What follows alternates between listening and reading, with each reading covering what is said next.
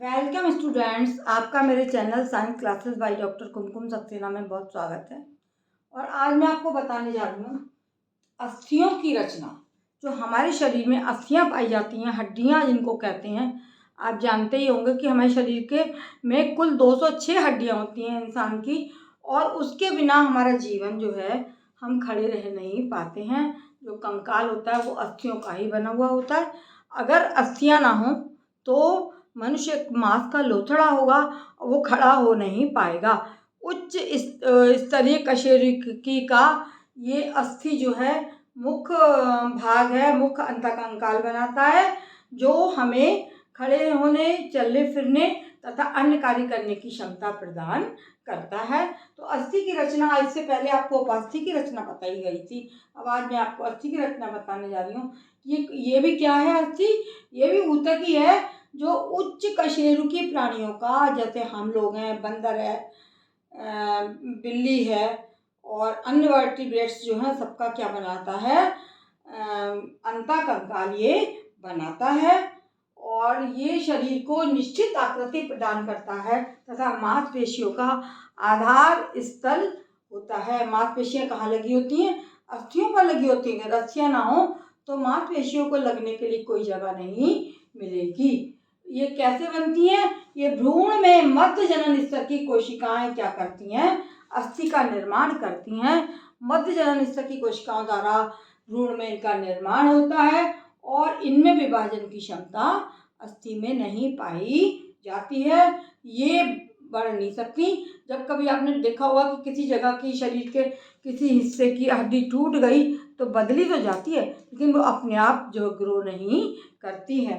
इसी प्रकार अस्थि के आधार द्रव के, इसकी रचना में क्या होता है? इसमें एक आधार द्रव होता है जिसको कि हम ओसिन कहते हैं। जो इसमें जो अंदर द्रव भरा होता है उसमें बहुत सारे कार्बनिक तथा अकार्बनिक लवण भरे रहते हैं, और उन लवणों में कैल्शियम, फास्फोरस, मैग्नीशियम आदि पाया जाता है। और ये जो लवण होते हैं इसमें सबसे ज़्यादा अधिक मात्रा में फास्फोरस पाया जाता है, इसीलिए अस्थि जो है वो कठोर हो जाती है।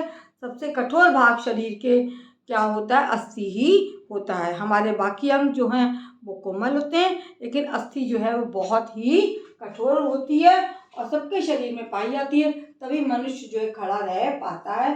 अस्थि में इस प्रकार से दो फूले हुए किनारे होते हैं और बीच में एक गुहा पाई जाती है। एक अस्थि में आपको बना के दिखा रही हूँ यहाँ पे, इस तरीके से। जैसे ये पतला भाग हो गया, ये हो गया दंड, है ना, और यहाँ पर भी ये फूला हुआ भाग आ गया। इस प्रकार से दो फूले हुए भाग इसमें पाए जा रहे हैं, बीच में ये दंड पाया जाता है। इस फूले हुए किनारों को एपीफाइसिस को क्या बोलते हैं? एपीफाइसिस कहा जाता है फूले किनारों को। और बीच में एक गुहा होती है जिसको कि हम दंड कहते हैं। क्या क्या कहलाता है? ये दंड कहलाता है। और मुख्य गुहा जो दंड कहलाती है वो कैसी होती है?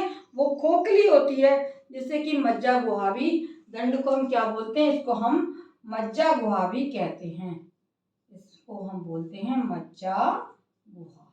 इस प्रकार से हड्डियों की रचना होती है। किनारे इनके फूले होते हैं और बीच में एक दंड पाया जाता है जो खोखली होती है और जिसे मज्जा गुहा कहते हैं। और इसके अंदर एक प्रकार का ऊतक भरा रहता है, जिसमें जो ऊतक भरा होता है इसमें यहाँ पर ये बोन मैरो, क्या है ये?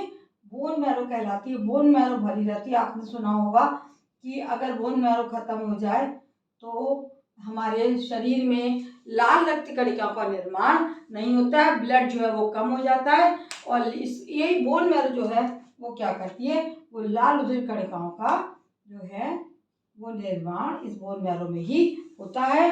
मेन हमारे शरीर में लाल रुधिर कणिकाओं का काम है और वो कहाँ बनती हैं? वो बोन मैरो में ही इनका निर्माण किया जाता है। और अस्थि जो है एक झिल्ली नुमा आवरण, इसके चारों ओर भी एक झिल्ली नुमा आवरण इस तरीके से बना होता है। इस तरीके से चारों तरफ एक झिल्ली बनी होगी, पूरा जो है वो एक झिल्ली से ढकी रहती है अस्थि। और इस झिल्ली नुमा आवरण का भी एक नाम होता है जिसमें ये सुरक्षित रहती है। इस झिल्ली नुमा आवरण को अस्थि को ये सुरक्षा प्रदान करता है और इसे पेरिओस्टियम कहा जाता है। इस झिल्ली नुमा आवरण को हम क्या बोलेंगे? पेरिओस्टियम कहलाता है। इसको हम पेरिओस्टियम कहते हैं, झिल्लीनुमा आवरण को। इसकी रचना समझ में आ गई आपको। दो फूले किनारे जिनको एपिफाइसिस कहा जाता है, बीच में एक मध्य में गुहा होती है जिसे मज्जा गुहा कहते हैं, दंड कहते हैं, और दंड में जो है ये मज्जा गुहा कहलाती है पूरी, और बीच में एक खाली स्थान इसमें पाया जाता है जिसमें कि बोन मैरो भरी रहती है, और ये चारों तरफ से एक झिल्ली से जुड़ी रहती है, झिल्लीनुमा आवरण से ढकी होती है, जिसे पेरिओस्टियम कहते हैं। ये आपका अस्थियों का निर्माण इस तरीके से होता है। और अस्थि में एक हैवर्सियन तंत्र पाया जाता है। कौन सा तंत्र? हैवर्सियन तंत्र होता है, जिसका मुख्य कार्य क्या होता है? अस्थि को रुधिर तथा पोषक प्रदान करना, पोषक पदार्थ खाने का पोषण, न्यूट्रिशन देना, और अस्थि को रुधिर देना, और साथ में क्या होता है? रुधिर प्रदान करना, पोषक प्रदान करना, और अस्थि में ऑक्सीजन को ले जाना।